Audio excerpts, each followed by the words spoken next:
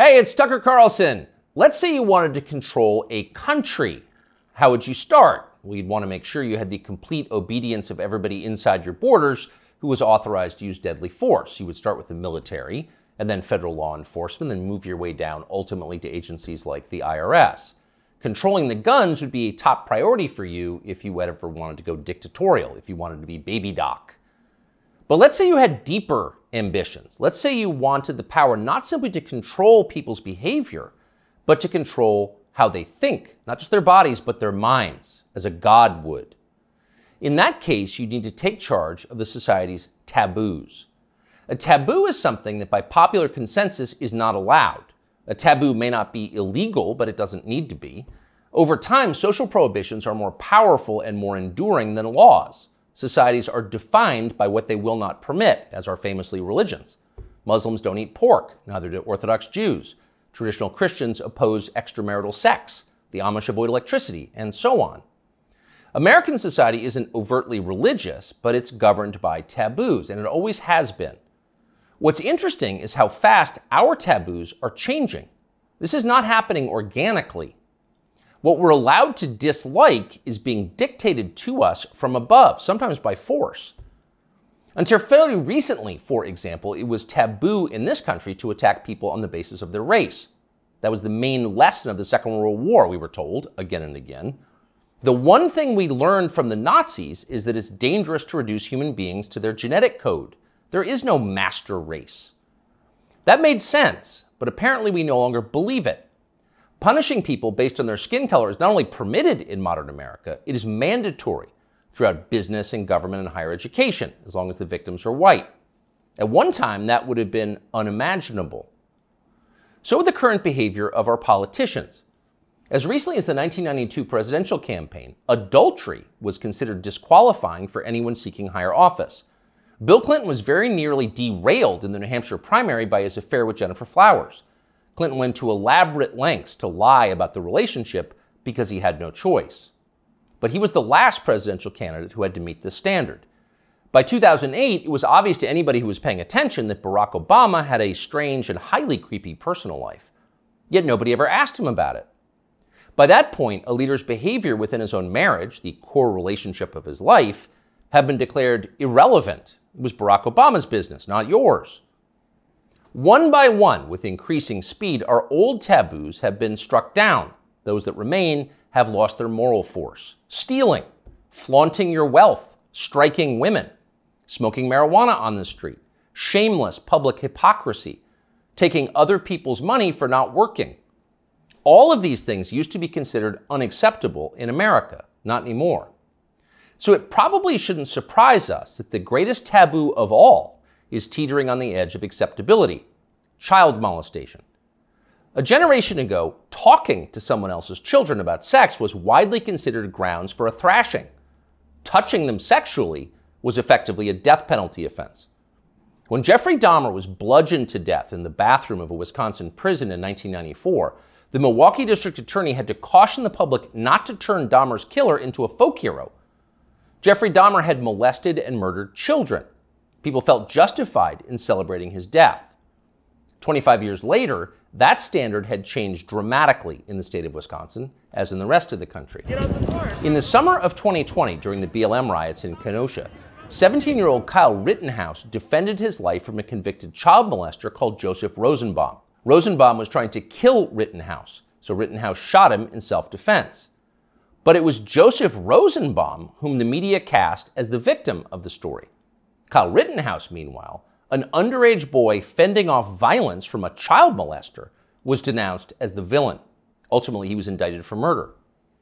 One of the things that this tells us is the people who run our country no longer see child molesters as the worst among us. It's never been more obvious than it was yesterday when the Wall Street Journal ran a long expose about kiddie porn on Instagram. Instagram, the journal found, quote, helps connect and promote a vast network of accounts openly devoted to the commission and purchase of underage sex content. Instagram connects pedophiles and connects them to content sellers of child pornography. In one instance, the paper discovered that Instagram was recommending the phrase incest toddlers to users who'd expressed interest in similar material. By the way, no one at Instagram denied that any of this had happened, nor did Mark Zuckerberg, who controls the company. The Journal story was accurate. It was all pretty shocking, but not as shocking as what happened next, which was effectively nothing at all. The largest circulation newspaper in the United States revealed that one of the world's most influential companies was promoting pedophilia, and nobody in power did anything about it. The Justice Department did not announce an investigation. Congress did not schedule hearings. The guy who runs Instagram, Adam Mosseri, still has his job. In fact, Mosseri's last tweet, which is pinned, is a video of himself bragging about how effective Instagram's algorithm is. Keep in mind as you watch this, it's real. People often talk about the algorithm, but there is no one algorithm for Instagram. There are many algorithms and ranking processes we use to try to personalize the experience to make it as interesting as we can for each and every person who uses Instagram. We believe in this idea of personalization. What you're interested in and what I'm interested in is different, and so therefore your Instagram and my Instagram should be different. What you're interested in and what I'm interested in is different, Mosseri explains patiently. So your Instagram feed will be different from mine. You're interested in children, that's why you're getting all the incest toddler posts. It's a highly personalized experience. That tweet is still up tonight. Of course, everybody at Instagram, in fact, everyone everywhere in authority, will still claim to think that child molestation is bad, but the tone has changed unmistakably. When they say it's bad, they mean it in a kind of abstract way. Bad like a civil war in Central Africa is bad. You wouldn't prefer it, but there are reasons it happens. That's why we now refer to pedophiles as minor attracted persons, because honestly, who can judge? These people are a sexual minority, so pause before you attack them. And in any case, it's not like pedophiles are barging into the Capitol building to sit in Nancy Pelosi's chair or asking uncomfortable questions about the last election. For miscreants like that, no punishment is too harsh. So far this month, the FBI's Washington field office has issued 11 press releases. 10 out of 11 have been about January 6th.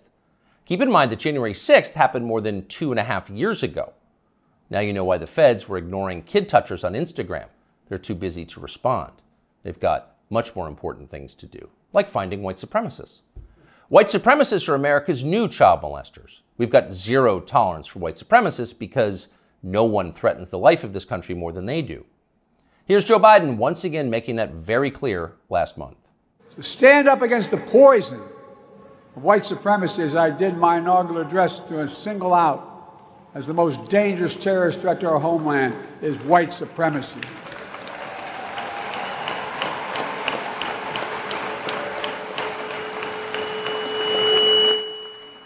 And I'm not saying this because I'm at a black HBCU. I say it wherever I go. Pardon the feedback, but you heard the point. White supremacy is the most dangerous threat to the American homeland. Joe Biden just told us that. It's more dangerous than the threat of nuclear war with Russia. It's more dangerous than the threat of the Mexican drug cartels, who've already killed hundreds of thousands of Americans and are now in control of swaths of our southwestern states. White supremacy is that bad, Joe Biden says. In fact, it's worse. But what is it? That's the question.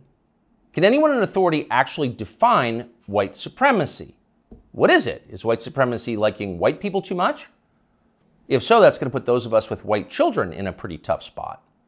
Or is white supremacy something much more obviously bad, like trying to expel all non-whites from America and creating some kind of ethno-state? If that's Joe Biden's definition, what exactly is the scope of this threat? How many people are currently working on this American white ethno-state project? And what are the chances they're going to pull it off? Our guess is not very many and precisely zero. But we can't say for sure because no one has showed us the numbers. These are not rhetorical questions.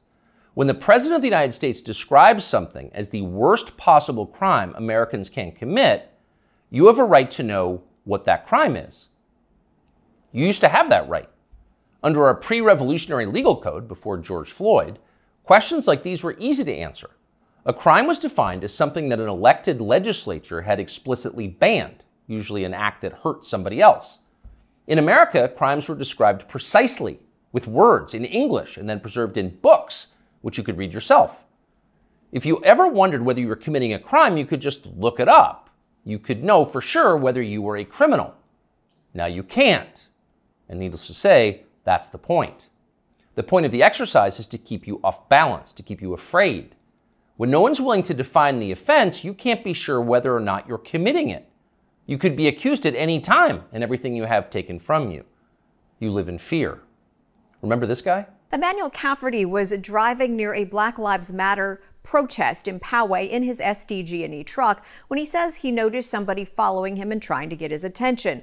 Later, that person posted a picture of him making what some believed is a white supremacy symbol on Twitter. Cafferty says he had no idea about any white power symbols and was just cracking his knuckles outside his window when the picture was taken of him. Later that day, he says he was notified by SDG&E that he would be suspended pending an investigation, and a few days later, he was fired.